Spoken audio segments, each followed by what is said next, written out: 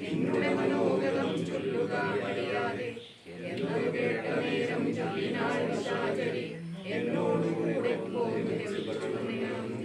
ഇനിയും പിരിഞ്ഞു പോവാൻ മമ ശക്തി പോരാ എന്നെ നീ പരിഗ്രഹിച്ചിടണം മടിയാതെ ജാനകി തന്നെ കടാക്ഷിച്ചു പുഞ്ചിരികൊണ്ടു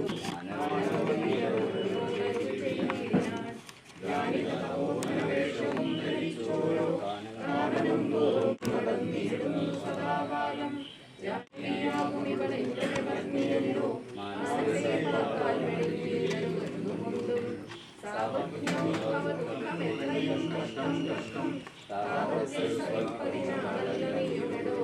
ലക്ഷ്മണൻ സുന്ദരൻ മനോഹരൻ ലക്ഷ്മീദേവിക്കു തന്നെ ഒന്നും നീയെല്ലാം കൊണ്ടും നിങ്ങളിൽ ചേരുമേറെ നിർമ്മയം മനോഹരെ സംഘവും നിന്നിലേറ്റം വർദ്ധിക്കും അവരടോ മകരശീലൻ അരുരൂപനെത്രയും നിനക്കങ്ങുമീ സ്ത്രീ സമയത്തെ കുറിച്ചവളപേക്ഷിച്ചാൻ ഭർത്താവാകുന്നു തന്നെ ചൊന്നവളോട് ചിരിച്ചവനോട് ചെയ്താൽ എന്നുടെ പരമാർത്ഥം നിന്നോട് പറഞ്ഞിടാം മന്നവനായ രാമൻ തന്നുടെ ദാസൻ ഞാനോ തന്നെ നീ ദാസിയാവാൻ തക്കവളല്ലോ അഖിലേശ്വരനായ രാമൻ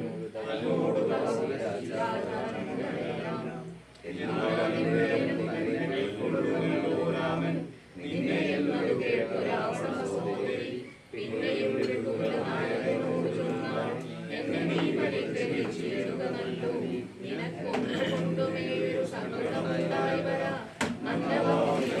ഗ്രാമദേശങ്ങൾ തോറും എന്നോടുകൂടെ നടന്നോരോരോ ഭോഗമെല്ലാം അന്യോന്യം ചേർന്നു പൂജിക്കായി വരുമനാഥനം ഇത്തരം അവളുടെ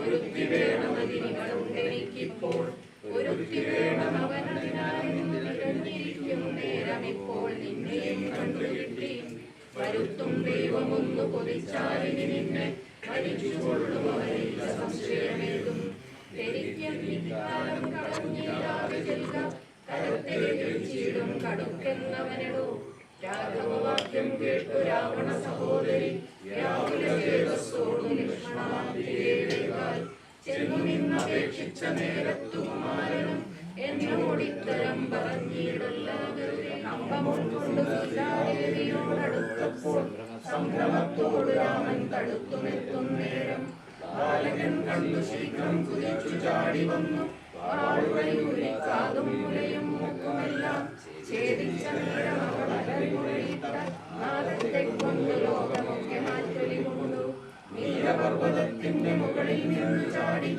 നാലഞ്ചു വഴി വരും അരുവിയാവ് പോലെ ചോരയൊലിപ്പിച്ചു കാളരാത്രിയെ പോലെ വേഗത്തിൽ നടകൊണ്ടാൽ രാവണൻ തന്റെ വരവുണ്ടിനിപ്പോൾ ഇന്നു ദേവദേവനും അരുൾ ചെയ്തിരുന്നരുളിനാൻ രാക്ഷസ പ്രവേശിനായിടിന കരൻമുൻപിൽ അക്ഷമറ്റവനീ പർവ്വതം വീണ പോലെ രോദനം ചെയ്തു മുൻപിൽ പതനം ചെയ്തു നിജ സോദരി തന്നെ നോക്കി ചൊല്ലിനാശുരൻ എന്നോടെത്രയും വിലയേമി വീർത്തു വീർത്തേറ്റം വിറച്ചലറി സജഗതം ആർത്തിപൂണ്ടോർത്തു ഭീത്യാ ചൊല്ലിനാളവളപ്പോൾ മധ്യന്മാർ ദശരഥപുത്രന്മാരിരുവരും ഉത്തമന്മാരെത്രയും പ്രസിദ്ധന്മാർ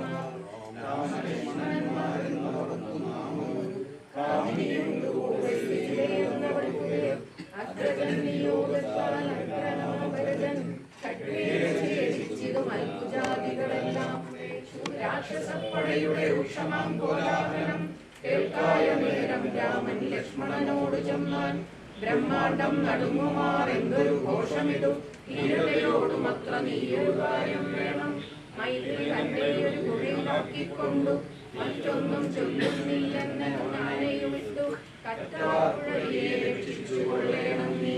ലക്ഷ്മിദേവിയെയും കൊണ്ടങ്ങനെ തന്നെയും ലക്ഷ്മണൻ തൊഴുതുപോയി പരമകം മുക്കാൻ.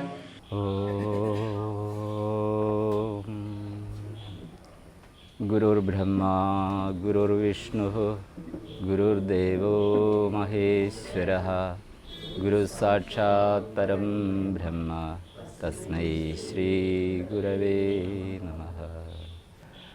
ഓം സദാശിവസമാരംഭാം ശങ്കരാചാര്യമധ്യമാം അസ്മദാചാര്യപര്യന്താം വന്ദേ ഗുരുപരമ്പരാം.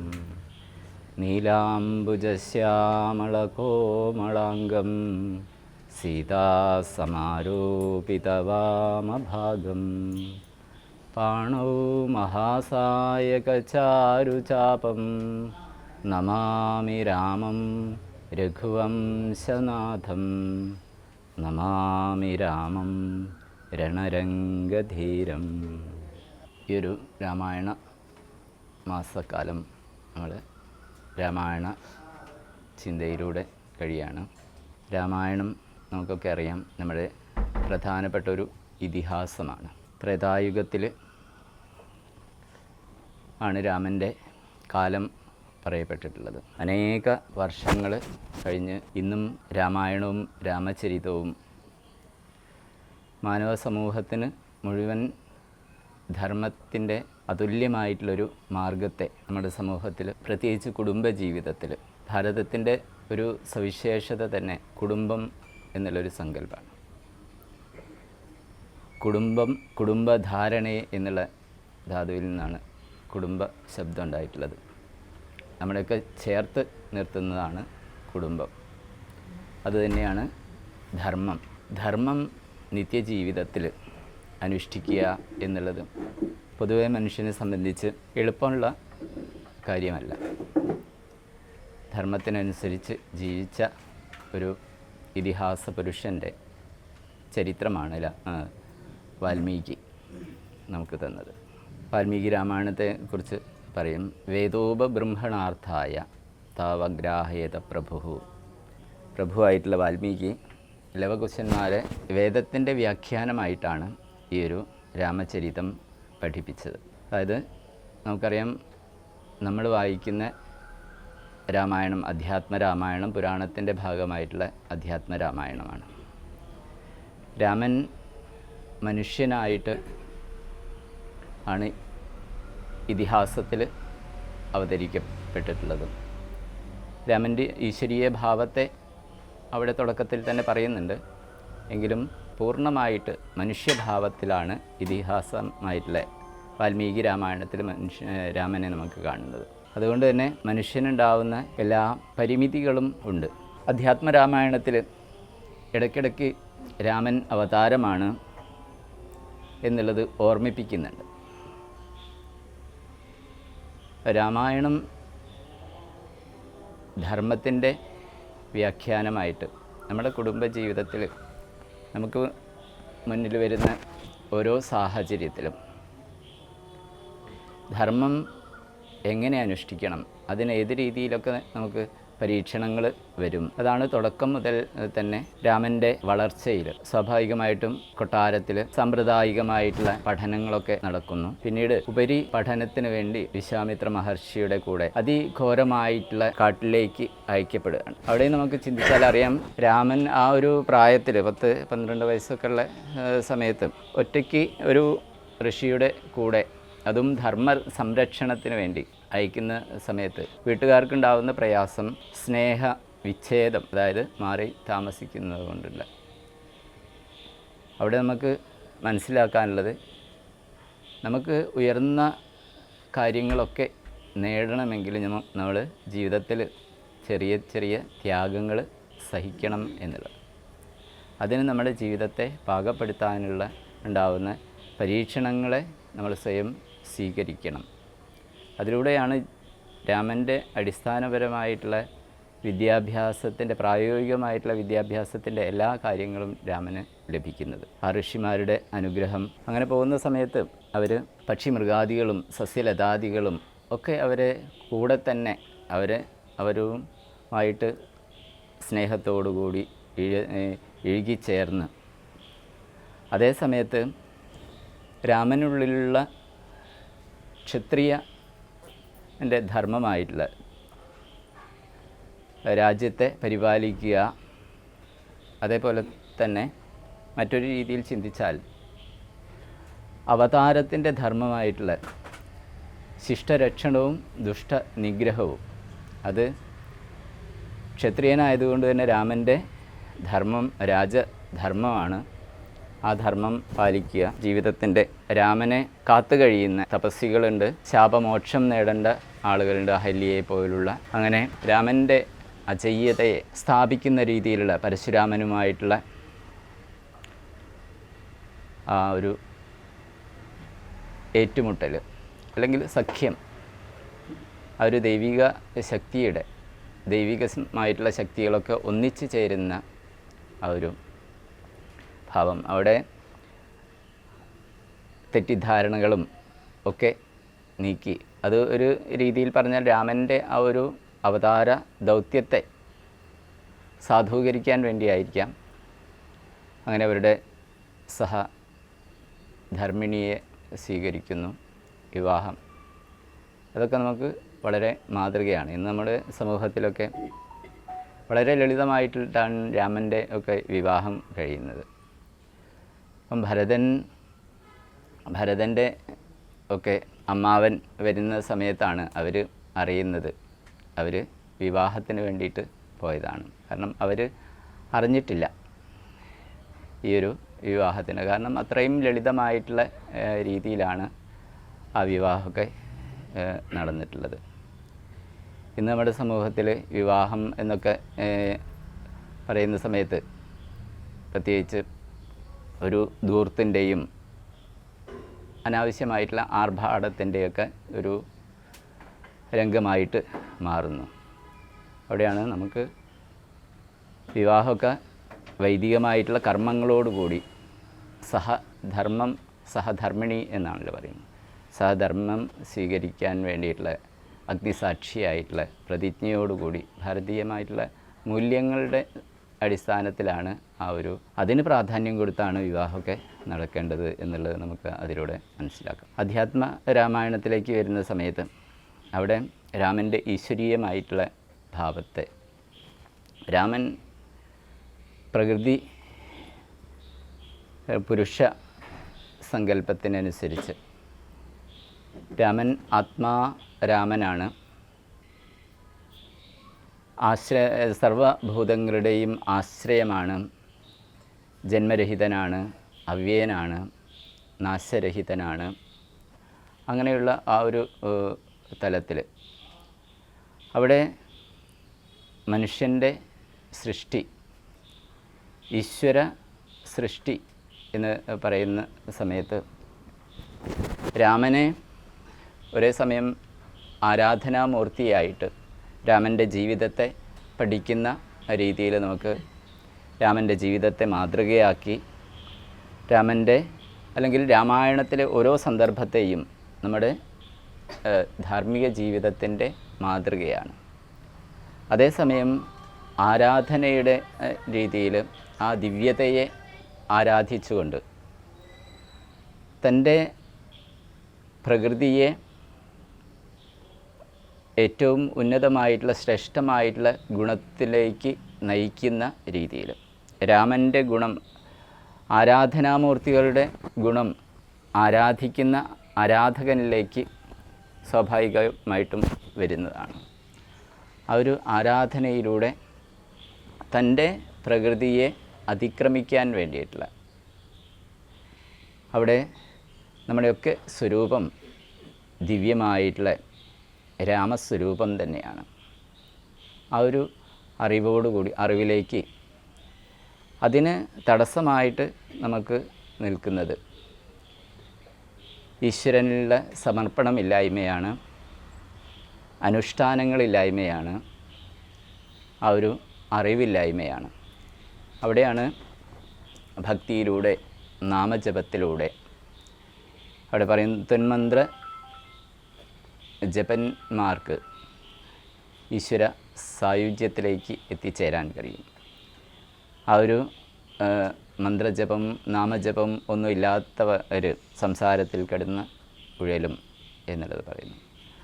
അങ്ങനെ ഏറ്റവും ലളിതമായിട്ടുള്ള ആചരണത്തിലൂടെ നമ്മുടെ നിത്യജീവിതത്തെ എങ്ങനെ നമുക്ക് ആനന്ദപൂർണമായിട്ട് തീർക്കാം, അതാണ് രാമായണത്തിലൂടെ കാണിച്ചു തരുന്നത്.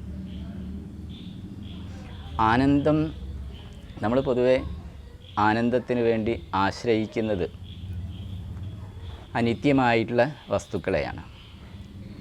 അനിത്യമായിട്ടുള്ള അതിൽ നമുക്ക് സുഖം കണ്ടെത്താൻ വേണ്ടിയിട്ട് ശ്രമിക്കുന്നു. അതിൽ സുഖം ഉണ്ട് എന്ന് നമ്മൾ വിശ്വസിക്കുന്നു. അങ്ങനെ പലതിലും നമ്മൾ സുഖം സങ്കല്പിച്ചുകൊണ്ട് ആ സുഖത്തിന് വേണ്ടി നിരന്തരം ഓടിക്കൊണ്ടേയിരിക്കുകയാണ്. അവിടെയാണ് ഇങ്ങനെയുള്ള ഒരു പരിണാമത്തിലേക്ക് അല്ലെങ്കിൽ ഒരു സത്സംഗത്തിലേക്ക് നമ്മൾ എത്തിപ്പെടുന്നത്. അവിടെയാണ് ശരിയായിട്ടുള്ള മാർഗം. നമുക്ക് എന്താണ് ഈശ്വരത്വം, എന്താണ് ദിവ്യത എന്നുള്ളത് രാമായണം പോലുള്ള ഗ്രന്ഥങ്ങളിലൂടെ അല്ലെങ്കിൽ സദ്ഗുരു സാമീപ്യത്തിലൂടെ ഒക്കെ നമുക്ക് ലഭിക്കുന്നത്. അതിന് കാരണമായി തീരുന്നതും നമ്മുടെ തന്നെ കർമ്മമാണ്. നമ്മുടെ കർമ്മം ഭാഗം ആവുന്ന സമയത്താണ് നമുക്ക് ഈശ്വര സാമീപ്യം ഉണ്ടാകുന്നത്. നമുക്കാണ് രാമായണത്തിൽ അനേകം ഋഷിമാർ നാമജപത്തോടുകൂടിയും ചിട്ടയോടുകൂടിയൊക്കെ കഴിയുന്നത്. അവർ ഈശ്വര സാമീപ്യം നേടാൻ വേണ്ടിയിട്ട് മന്ത്രജപ നിരതരായിട്ട് തപസ്വികളായിട്ട് കഴിയാണ്. അവരുടെയൊക്കെ അടുത്ത് രാമൻ എത്തുന്ന സമയത്ത് അവരുടെ ജന്മ സാഫല്യം ഉപദേശത്തിലൂടെ ദർശനത്തിലൂടെയൊക്കെ അവരുടെ ജന്മം സഫലമായി തീരുകയാണ്. നമ്മൾ വായിച്ച ഭാഗത്ത് തന്നെ സുതീഷ്ണ മഹർഷിയുടെ യോഗിയായിട്ടുള്ള, അതുപോലെ തന്നെ അഗസ്ത്യ മഹർഷിയുടെ, ശരഭംഗ മഹർഷിയുടെ ഒക്കെ ദൃഷ്ടാന്തം നമുക്ക് കാണാം. ചില തെറ്റുകളൊക്കെ ചെയ്തിട്ടുള്ള ആളുകൾക്ക് ആ തെറ്റുകൾ ജീവിതത്തിൽ മനുഷ്യ സഹജമാണ്. ആ തെറ്റ് പറ്റി എന്നുള്ളത് കൊണ്ട് അതിനെ ശരിയാക്കി മുന്നോട്ട് പോകാൻ നമുക്ക് കഴിയും. അതിന് ഈശ്വര ആശ്രയം അല്ലെങ്കിൽ ഈശ്വര നാമജപം അല്ലെങ്കിൽ ഈശ്വര സമർപ്പണം, അതിലൂടെ നമ്മുടെ ആ തെറ്റിൻ്റെ പാപത്തെ കഴുകിക്കളയാം. കർമ്മത്തിലൂടെ നേടിയതാണ് കർമ്മദോഷങ്ങൾ. അതിനെ ഇല്ലാതാക്കാനും ആ കർമ്മത്തിന് തന്നെ സത്കർമ്മങ്ങൾക്ക് കഴിയും. സ്വരൂപം നമ്മളുടെതൊക്കെ നിത്യശുദ്ധ ബുദ്ധ സ്വരൂപമാണ്. ആ സ്വരൂപത്തിൽ യാതൊരു ഭേദവും വരുന്നില്ല. ആ സ്വരൂപത്തെ ബോധിപ്പിക്കാൻ വേണ്ടിയിട്ട് ആണ് ഇങ്ങനെ അനേകം ആളുകളുടെ തപസ്. അതുപോലെ തന്നെ നമ്മൾക്കൊക്കെ ജീവിക്കുന്ന സമയത്ത് നമുക്ക് സമൂഹത്തോട് കടമയുണ്ട്. നമ്മുടേതായിട്ടുള്ള ജീവിതത്തിൻ്റെ ഉത്കർഷത്തിന് വേണ്ടി പ്രവർത്തിക്കേണ്ടതുണ്ട്. അവിടെയാണ് ഇവിടെ ക്ഷത്രിയനായിട്ടുള്ള രാമൻ്റെ ലോക രക്ഷ എന്നുള്ള ആ ഒരു ധർമ്മം, ഒരേ സമയത്ത് കുടുംബത്തിൻ്റെ ധാർമ്മികമായിട്ടുള്ള ജീവിതം, അതേസമയം രാജധർമ്മത്തെ പാലിക്കാൻ വേണ്ടി. ഇവിടെ രാമന് രാജാവായിട്ട് അഭിഷേകം ചെയ്യാൻ എന്നൊക്കെ പറഞ്ഞു. ആ സമയത്താണ് നമുക്കറിയാം കൈകേയിയുടെ വര ആവശ്യപ്പെടുന്നത്. അങ്ങനെ വരം ആവശ്യപ്പെട്ടു. രാമൻ വനത്തിൽ പോയി. ആ സമയത്താണ് ഭരത ശത്രുഘ്നന്മാർ, അവർ അമ്മാവൻ്റെ വീട്ടിലാണ്. അപ്പോൾ അവരെ തിരിച്ചു കൊണ്ടുവരാൻ വേണ്ടിയിട്ട് രാമൻ വനത്തിന് പോയി. കുറച്ച് സമയം കഴിഞ്ഞപ്പം തന്നെ ദശരഥൻ ആ ഒരു വിഷമത്തിൽ പുത്രദുഃഖത്തിൽ മരിക്കുകയാണ്. ആ മരിക്കുന്ന സമയത്താണ് അവരെ കൂട്ടിക്കൊണ്ടുവരാൻ വേണ്ടിയിട്ട് വസിഷ്ഠൻ്റെ ആജ്ഞപ്രകാരം ദൂതന്മാർ പോകുന്നത്. അപ്പം അവർ പറയുന്നുണ്ട്, വസിഷ്ഠൻ പറയുന്നുണ്ട് ദൂതന്മാരോട്, ദശരഥൻ മരിച്ച വിവരമൊന്നും അവിടെ പോയിട്ട് പറയേണ്ട, വേഗം തന്നെ അവരെ കൂട്ടിക്കൊണ്ടുവന്നാൽ മതി. അതൊക്കെ അത് വാൽമീകി രാമായണത്തിലൊക്കെ ആ എങ്ങനെ ഒരു ദൂതനെ പറഞ്ഞയക്കണം, എങ്ങനെ അവിടെ പോയിട്ട് അവർ പെരുമാറണം എന്നുള്ളതൊക്കെ വളരെ വ്യക്തമായിട്ട് അവർക്ക് പറയേണ്ടതും ഒക്കെ വാൽമീകി രാമായണത്തിലുള്ള ഓരോ സന്ദർഭവും നമുക്ക് മാതൃകാപരമാണ്. ഓരോ ആചരണവും, ഓരോ വ്യക്തിയുടെ ആചരണവും നമുക്ക് മാതൃകാപരമാണ്. അവരെ പോവേണ്ടതും അവർക്ക് അവിടെ നിന്ന് അവിടെ കൊടുക്കാൻ വേണ്ടിയിട്ടുള്ള പാരിതോഷികങ്ങളൊക്കെ കൊടുത്തയക്കുന്നത്, അവിടെ നിന്ന് അവർക്ക് കൊടുത്തയക്കുന്ന പാരിതോഷികങ്ങളും അതൊക്കെ വളരെ വിശദമായിട്ട് പറയുന്നുണ്ട്. അങ്ങനെ തിരിച്ചു വന്ന് ഭരതന് ആഗ്രഹം രാജ്യത്തിൽ ആഗ്രഹം ഉണ്ട് എന്ന് കൈകേയി പോലും കൗസല്യ പോലും ചിന്തിക്കുന്നുണ്ട്. കൈകേയി ആണെങ്കിൽ തൻ്റെ ഉള്ളിലുള്ള ആ ആഗ്രഹം കൊണ്ട് മകൻ്റെ ആഗ്രഹത്തെ പറ്റിയൊന്നും ചിന്തിക്കാതെ മകനോടുള്ള സ്നേഹം, മകനെ രാജാവാക്കുന്നതിലൂടെ തനിക്ക് എല്ലാ സമ്പദ് ഐശ്വര്യങ്ങളും നേടാം എന്ന് സാധാരണ ലൗകികർ ചിന്തിക്കുന്ന രീതിയിൽ കൈകേയി ചിന്തിച്ച് അതിന് തൻ്റെ ആ ഒരു വരത്തെ ഉപയോഗിക്കുകയാണ്. മകൻ തിരിച്ച് വന്നതിന് ശേഷം അതിനൊന്നും തന്നെ സ്വീകരിക്കുന്നില്ല. പകരം അമ്മയെ ഈ ഒരു അനർഹമായിട്ടുള്ള രാജ്യത്തെ നേടിത്തന്ന രാമനോട് ഏറ്റവും കൂടുതൽ സ്നേഹം, പരസ്പര സ്നേഹം എല്ലാ സഹോദരന്മാരും അവർ തമ്മിലുള്ള അതുല്യമായിട്ടുള്ള സ്നേഹബന്ധം നമുക്ക് കാണാം. ഇപ്പോൾ രാമൻ അച്ഛൻ മരിച്ചാൽ പിന്നെ ജ്യേഷ്ഠനാണ്, മൂത്തപുത്രനാണ് രാജ്യം സ്വീകരിക്കേണ്ടത്. ആ ഒരു നിയമം അതൊരിക്കലും ഞാൻ പാലിക്കാതിരിക്കില്ല. ഞാൻ അങ്ങനെ കൈകേയിയെ ഈ ഒരു അനർഹമായിട്ട് രാജ്യം നേടിയത് കൊണ്ട് തന്നെ ദശരഥൻ്റെ മരണത്തിന് കാരണമാവുന്നു, രാമൻ്റെ വനവാസത്തിന് കാരണമാവുന്നു, രാജ്യത്തിലുള്ള ജനങ്ങളുടെയൊക്കെ അപ്രീതിക്ക് കാരണമാവുന്നു. അങ്ങനെ ഈ ഒരു ചെയ്തിയുണ്ട്. അതിന് കൈകേയിയെ കണക്കിന് ഭത്സിക്കുന്നുണ്ട് ഈ ഒരു ഭരതൻ. അങ്ങനെ തിരിച്ച് കൈകേയി ഒരിക്കലും ആ കൊട്ടാരത്തിൽ തന്നെ നിൽക്കാൻ യോഗ്യയല്ല എന്നുള്ള രീതിയിൽ ഭരതൻ പറഞ്ഞു. നേരെ കൗസല്യയുടെ അടുത്ത് പോയിട്ട് അപ്പം കൗസല്യ പറയുന്നുണ്ട്, നീ രാജ്യകാമിയായിട്ടുള്ള നിനക്ക് രാജ്യം ലഭിച്ചല്ലോ. അപ്പം കൗസല്യയോട് ഭരതൻ പറയുന്നുണ്ട്, ഞാനൊരിക്കലും രാജ്യം ആഗ്രഹിച്ചിട്ടില്ല. എനിക്ക് രാമനോടുള്ള സ്നേഹം അങ്ങേക്കറിയുന്നതല്ലേ. അപ്പോൾ ആ ഒരു പരസ്പര സ്നേഹവും ആദരവും, അതുകൊണ്ട് ആ സ്നേഹം വെച്ചുകൊണ്ട് തന്നെ ഞാൻ കാട്ടിലേക്ക് പോകാം. രാമനെ എന്ത് സംഭാരങ്ങൾ എനിക്ക് വേണ്ടി അഭിഷേകത്തിന് വേണ്ടി തയ്യാറാക്കിയോ അതെല്ലാം ആയിട്ട് രാമൻ്റെ അടുത്ത് പോയിട്ട് കാട്ടിൽ നിന്ന് തന്നെ അഭിഷേകം ചെയ്ത് സ്വീകരിച്ചു കൊണ്ടുവരാം. ഞാൻ 14 വർഷം കാട്ടിൽ താമസിച്ചോളാം എന്ന് ഭരതൻ പറയാണ്. അങ്ങനെ അതിനുവേണ്ടി പോവുകയും അങ്ങനെ ആ പോകുന്നതും അതൊക്കെ തന്നെ അവരുടെ വസിഷ്ഠൻ്റെ കുലഗുരുവായിട്ടുള്ള വസിഷ്ഠൻ്റെ ആജ്ഞപ്രകാരമാണ്. അതിൻ്റെ മുമ്പ് തന്നെ വസിഷ്ഠൻ പറയുന്നുണ്ട്, ഭരതനിൽ രാജ്യത്തിന് ആഗ്രഹമുണ്ടെങ്കിൽ ഭരതൻ ഏതായാലും അമ്മ നേടിക്കൊടുത്തതാണല്ലോ, ഭരതൻ തന്നെ ഭരിച്ചോട്ടെ എന്നുള്ള രീതിയിൽ വസിഷ്ഠൻ പറയുന്നുണ്ട്. അപ്പം ഭരതൻ ഒരിക്കലും രാജ്യം സ്വീകരിക്കാൻ തയ്യാറില്ല എന്നുള്ള ആ ഒരു നിലപാടിൽ പിന്നീട് വസിഷ്ഠനൊന്നും പറയുന്നില്ല. പിന്നീട് എല്ലാവരും രാമൻ്റെ അടുത്ത് പോയിട്ട് രാമനോട് ആവശ്യപ്പെടുകയാണ് വന്ന് രാജ്യം സ്വീകരിക്കാൻ വേണ്ടി. രാമൻ ഒരിക്കലും രാജ്യം സ്വീകരിക്കാതെ ഇല്ല എന്ന് മനസ്സിലായ സമയത്ത് രാമൻ്റെ പാദുകങ്ങൾ സ്വീകരിച്ചുകൊണ്ട് ഭരതൻ 14 വർഷം പൂർത്തിയാകുന്നത് വരെ ഞാൻ രാജ്യം ഭരിച്ച് 14 വർഷം തികയുന്ന സമയത്ത് നിങ്ങൾ വന്ന് രാജ്യം ഏറ്റെടുത്തിട്ടില്ലെങ്കിൽ ഞാൻ ആത്മഹത്യ ചെയ്യും എന്നുള്ള ഒരു വ്രതത്തോടു കൂടി അങ്ങനെ ആ ഒരു പാദുകം സ്വീകരിക്കുകയാണ്. അപ്പം പാദുകം സ്വീകരിക്കുന്ന പോലെ സമയത്ത് ഭരതൻ പറയും, അങ്ങയുടെ ഈ ഒരു പാദുകം ഈ ലോകത്തിലെ സർവ്വജനങ്ങൾക്കും യോഗക്ഷേമങ്ങൾ നൽകട്ടെ എന്ന് പറഞ്ഞ് സ്വീകരിച്ച് ആ പാദുകം സ്വീകരിച്ച് 10 ഇരട്ടി ഐശ്വര്യ സമ്പൂർണ്ണമായിട്ട് ഭരതൻ ആ ഒരു രാജ്യം ഭരിക്കുകയാണ്. ആ നന്ദിഗ്രാമത്തിൽ താമസിച്ചുകൊണ്ട് അങ്ങനെ ആ ഒരു രാജ്യം ഭാരം നടത്തി. പിന്നീടും ആ 14 വർഷം രാജ്യം ഭരിച്ചതല്ലേ, പിന്നീട് രാജ്യം ഒക്കെ സ്വീകരിച്ച് ഭരതന് ഏതെങ്കിലും രീതിയിൽ രാജ്യത്തിൽ കുറേ കാലം സുഖഭോഗങ്ങളൊക്കെ അനുഭവിക്കുന്ന സമയത്ത് സ്വാഭാവികമായിട്ടും ആ രാജ്യത്തിൽ ആഗ്രഹം ഉണ്ടാവാം.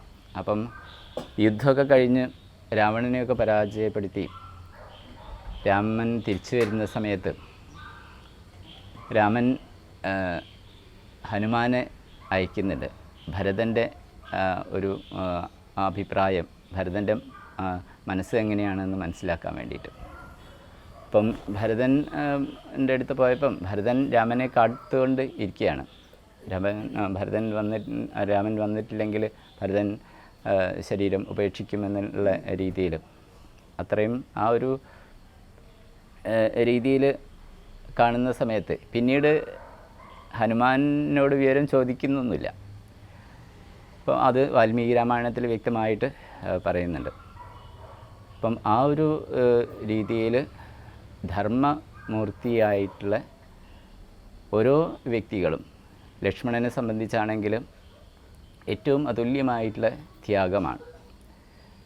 ജ്യേഷ്ഠനെ ഈശ്വരതുല്യം സ്നേഹിക്കുന്ന ജ്യേഷ്ഠന് വേണ്ടിയിട്ട് ജ്യേഷ്ഠൻ്റെ കൂടെ സർവവും സമർപ്പിച്ചിട്ട് പോവുകയാണ്.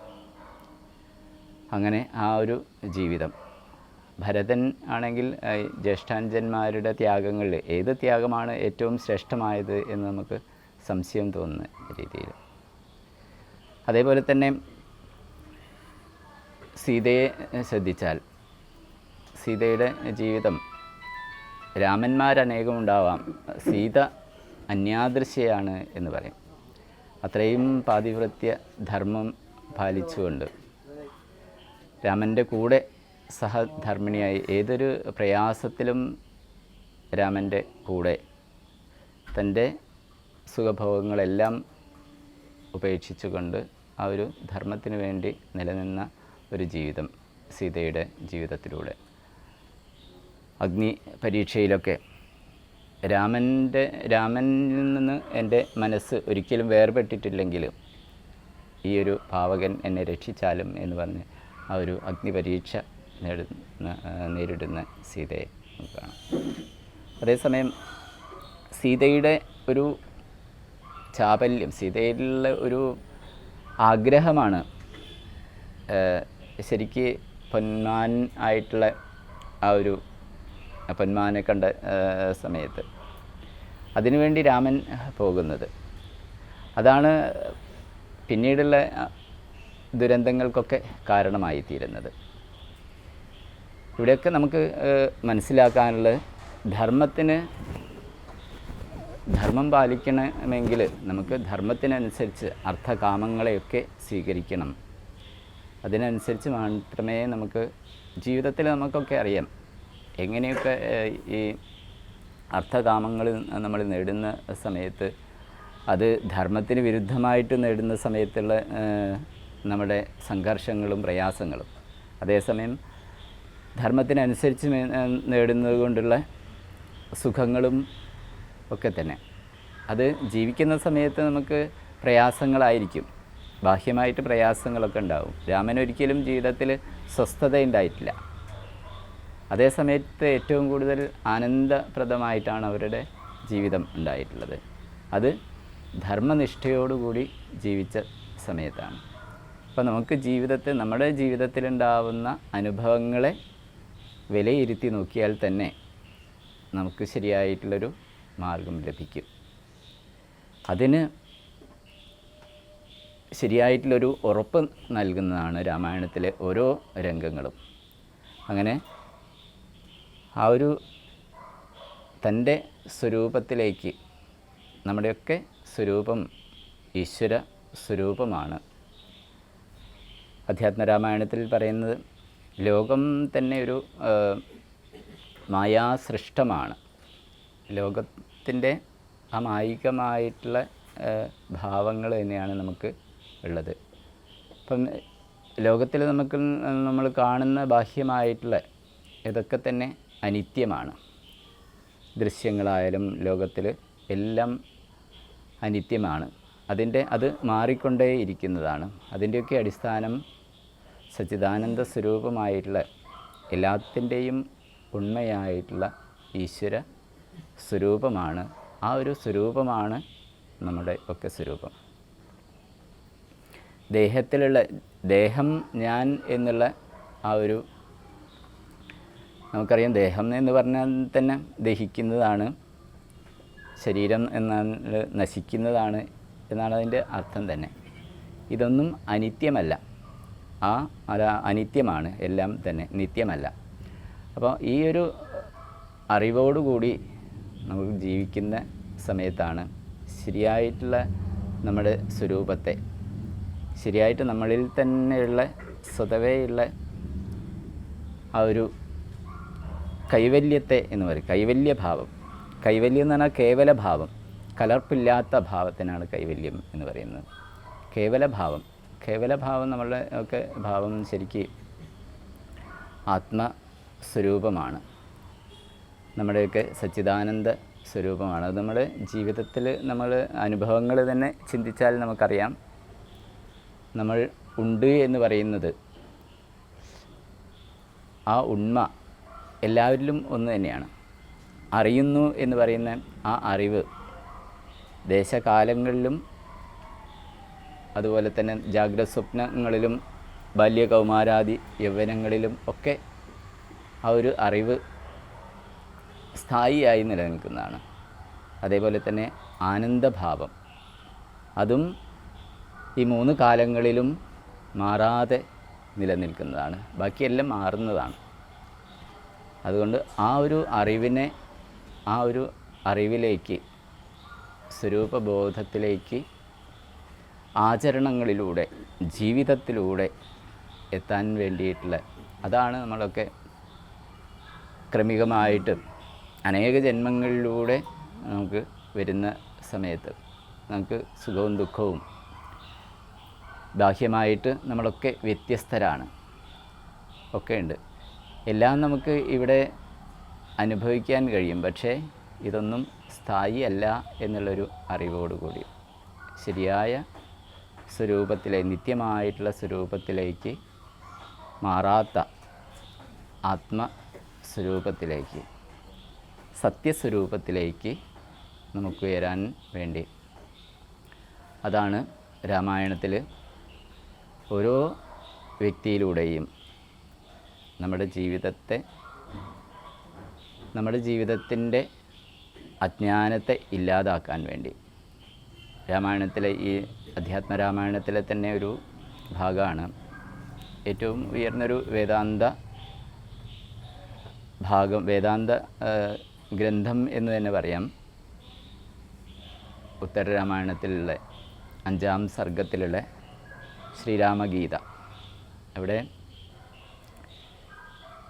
ദേഹാഭിമാനികൾക്കാണ് എല്ലാ കർമ്മങ്ങളും എന്ന് പറയും. ഞാൻ ദേഹം എന്നുള്ള ഭാവത്തോടു കൂടി ഇരിക്കുന്ന സമയത്തൊക്കെ നമുക്ക് കർമ്മങ്ങളുണ്ട്. ആ കർമ്മങ്ങളൊക്കെ തന്നെ നമ്മൾ എങ്ങനെ അനുഷ്ഠിക്കുന്നു എന്നുള്ളതിനനുസരിച്ചാണ് അതിൻ്റെ ഫലം. ദേഹാഭിമാനത്തോടുകൂടി, സംഘത്തോടുകൂടി നമ്മൾ അനുഷ്ഠിക്കുന്ന സമയത്ത് അതിനനുസരിച്ചുള്ള ഫലങ്ങൾ നമുക്ക് വരും. നിസ്സംഗമായിട്ട് അനുഷ്ഠിക്കുന്ന സമയത്ത് അതിൻ്റെ ഫലം അന്ധക്കരണ ശുദ്ധിയാണ്. കർമ്മങ്ങളെല്ലാം തന്നെ ആത്മസ്വരൂപം ഒരു കർമ്മങ്ങളാലും നേടുന്നതല്ല. ഉപനിഷത്ത് പറയും, നാസ്തി അകൃതഃ കൃതേന. കർമ്മരഹിതമാണ് ആത്മസ്വരൂപം. കർമ്മങ്ങളൊക്കെ എന്തിനു വേണ്ടിയിട്ടുള്ളതാണ്? കർമ്മങ്ങളൊക്കെ നമ്മുടെ ഈ ഒരു അജ്ഞാനത്തിൻ്റെ മറവ് ഇല്ലാതാക്കാൻ വേണ്ടിയിട്ടാണ്, അന്ധക്കരണത്തിൻ്റെ ശുദ്ധി നേടാൻ വേണ്ടിയിട്ടാണ്. അതാണ് ആ ഒരു ശുദ്ധിയിലേക്കാണ് ഇപ്പം ശബരിയെ നമുക്ക് കാണാം രാമായണത്തിൽ. അങ്ങനെയുള്ള മഹർഷിമാരെ നമുക്ക് കാണാം. തെറ്റ് ചെയ്തവർ ആ ഒരു പാപത്തെ ഇല്ലാതാക്കി ആ ഒരു പരിശുദ്ധിയിലേക്ക് ഉയർന്നത് കാണാം.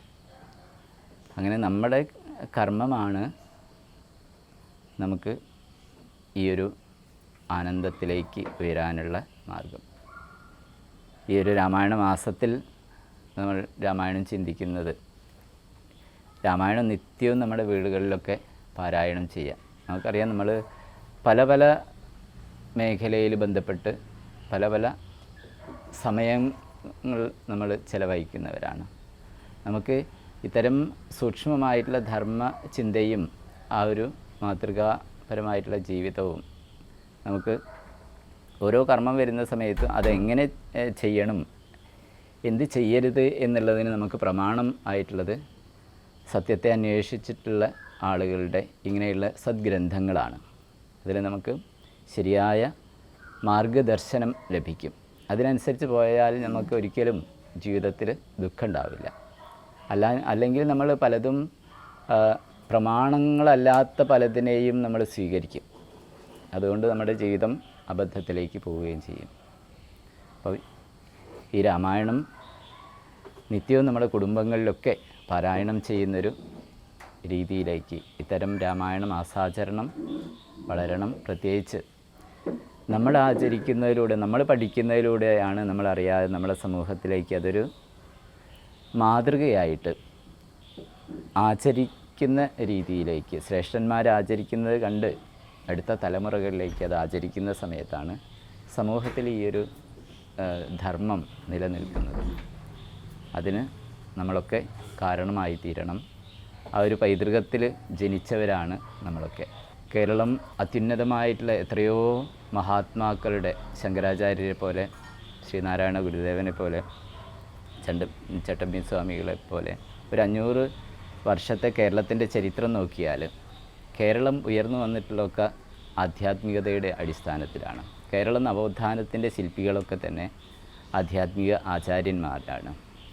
അനാചാരങ്ങളെയും ദുരാചാരങ്ങളെയൊക്കെ ഇല്ലാതാക്കിയതും ആധ്യാത്മിക ആചാര്യന്മാർ തന്നെയാണ്. അങ്ങനെ മഹാത്മാക്കളുടെ ഒരു നീണ്ട നിര നമുക്ക് കാണാം. പക്ഷേ ഇന്ന് നമ്മുടെ സമൂഹത്തിൽ അത് വേണ്ട രീതിയിൽ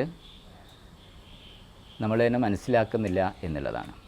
അത് കൂടുതൽ പഠിക്കാനും മനസ്സിലാക്കാനും ഇത്തരം രാമായണ പഠനത്തിലൂടെ, നമ്മുടെ ചരിത്രം പഠിക്കുന്നതിലൂടെ കേരളത്തിൻ്റെ തനിമയിലേക്ക് നമ്മൾ ശരിയായിട്ടുള്ള ശാസ്ത്ര സമ്പ്രദായത്തിൻ്റെ ആധ്യാത്മികതയുടെ അടിസ്ഥാനത്തിലുള്ള ആ സമ്പ്രദായത്തിലേക്ക് വരാൻ നമുക്ക് ഇത്തരം രാമായണ മാസാചരണങ്ങൾ പ്രേരണയാകണം. നമ്മുടെ ജീവിതത്തെ അത് ആനന്ദദായകമാക്കണം. അതാണ് ഇതിൻ്റെയൊക്കെ ഈ ആചരണത്തിൻ്റെ ഉദ്ദേശം. എല്ലാവർക്കും നമസ്കാരം.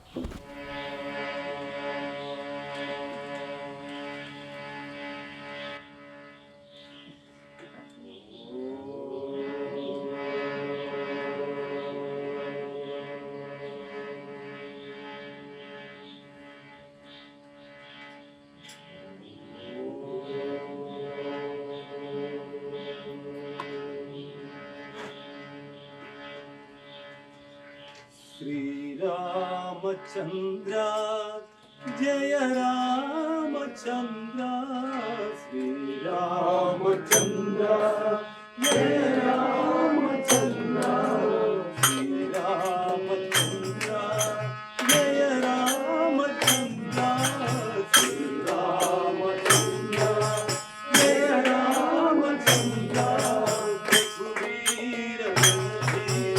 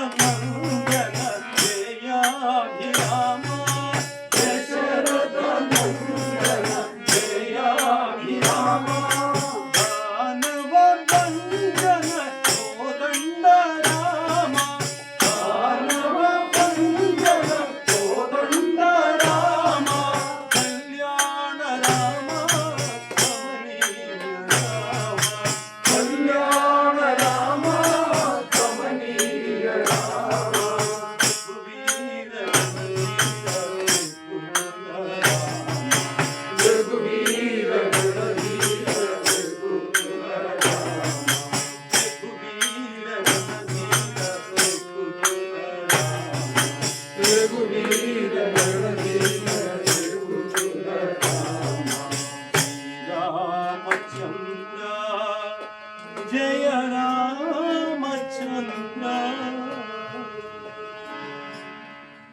ഓം ഹര ഹര നമ പാർവതീപതയേ ഹര ഹര മഹാദേവ. സർവത്ര ഗോവിന്ദ നാമ സങ്കീർത്തനം. ഗോവിന്ദ